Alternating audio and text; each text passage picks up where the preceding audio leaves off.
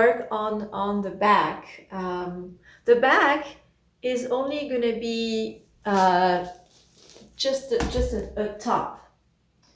The back of the pattern is made in two pieces. It's got the bodice on top, and then the skirt is going to be a circle or some kind of fraction of a circle. So we only need the top. The back is going to be a lot easier. Back of the shirt, and you only need the top half. So I don't know that I would demonstrate because I don't need this pattern.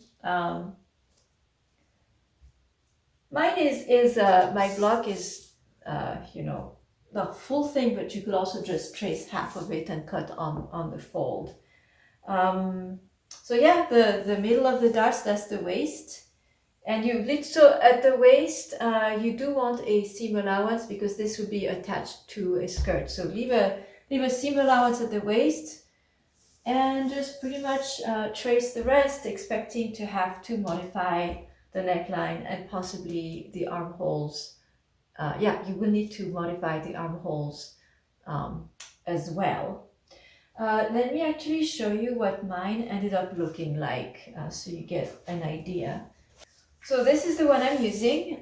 So this part here is just the back of the shirt. So the armholes would have been like that and back. But you notice I made a smooth curve. And then there's a piece added over here. And that's because this is the part that comes and wraps around the front. If I can demonstrate with my muslin. Top half of the shirt, and then it wraps around. So I have those sides. So the thing here,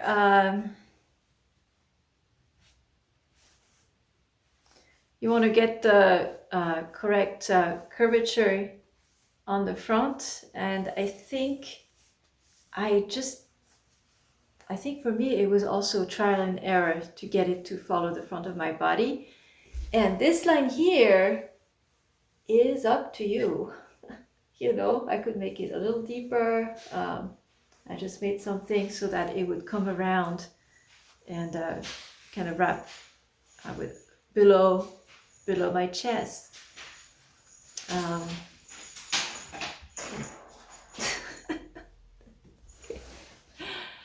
Yeah.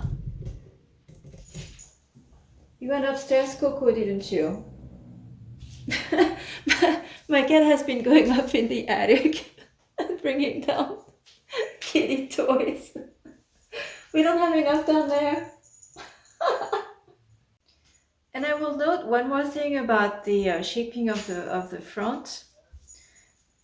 How to choose. So obviously on the side, just a smooth line. And then what's important is that, and where that smooth line goes, doesn't matter all 100% because it gets covered here, so you can bring it a little further back. You want enough, don't make it too. You need a armhole here. You don't want to be showing any boobs, right? So that needs to be far enough. No seam allowance because there will be bias tape finishing here. Bias tape finishing here, and this. The tie, I still have to think about it. So that part, I have to think about it. But this part needs a seam allowance because it'll be attached to the skirt. That goes at the back too. All of this is attached to a skirt. So this part over here, what happens is we need to be able to attach strings. Because when you wear this, you're going to attach some strings here and they will tie in the back. So that secures the front, and then you bring this around and tie this in the front. So I'm ready to transfer this to fabric. Today's a big day. So this was a long time coming.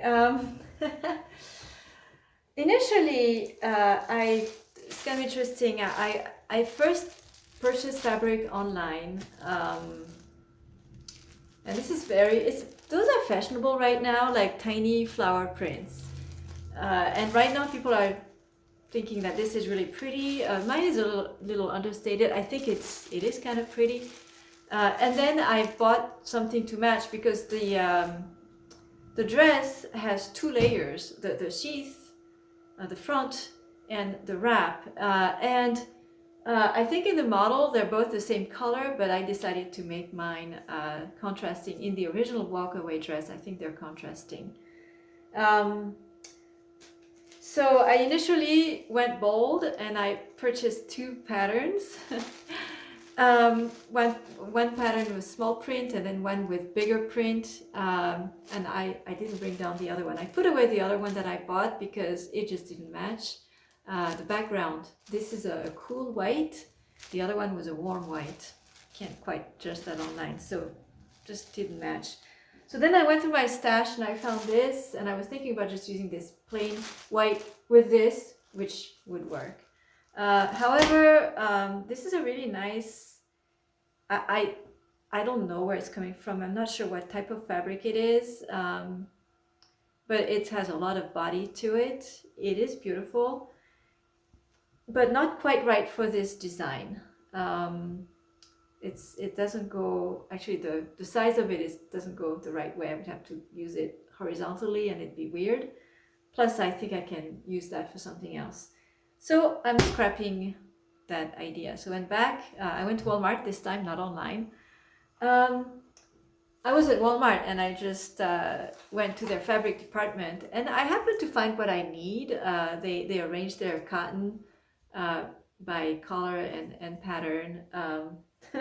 It's a little funny story here. So this is what I ended up choosing. They're right next to each other and I thought it was really clever. So polka dots, complete sucker for that. And this one. And dark blue, and I don't own a lot of clothing in dark blue, but blue is actually a good color on me, even though I don't wear it. It's kind of a shame. So let's start. So I got this fabric, and so it was encouraging because the attendant, when she was cutting the fabric, she commented, say, "Oh wow, this is a nice combination," or like not a nice combination, but she thought, "Oh, this is nice." You know, she liked cutting this fabric. And then she said that this was a popular one. It was a popular one. She said, "Yeah, I have people, they're having little boys and they're using this to make pillows or a quilt." And like, I didn't tell her what this was for, but I thought, okay, I am thinking completely outside the box here. So we'll make that work somehow. I think it would be fun. I think it'd be fun. A fun dress. The design of the dress is fun. The fabric should be fun. And then I also got some bias tape. I'll need a lot of it. I got the white bias tape. I think with the contrast, it's going to be phenomenal. And this is just in general. Finally got some tailor's chalk, it's called. Tailor's chalk. Until now, like I've been sewing for maybe 2 years now, I'm not sure. Well, hand sewing for more than a decade. Never had a proper tracing tool. I got everything else. I have a cutting mat, I have cutting tools, tracing tool. So I think this will elevate my sewing, hopefully make it easier. All right, it took me a bit of thinking to get this right. The bodice is going to be cut on the fold, and this is half of it, so it needs to go this way. The fold needs to be on this side, and also it needs to be folded right sides together. And then I fold it just enough that I can make it fit. So we'll trace and cut that.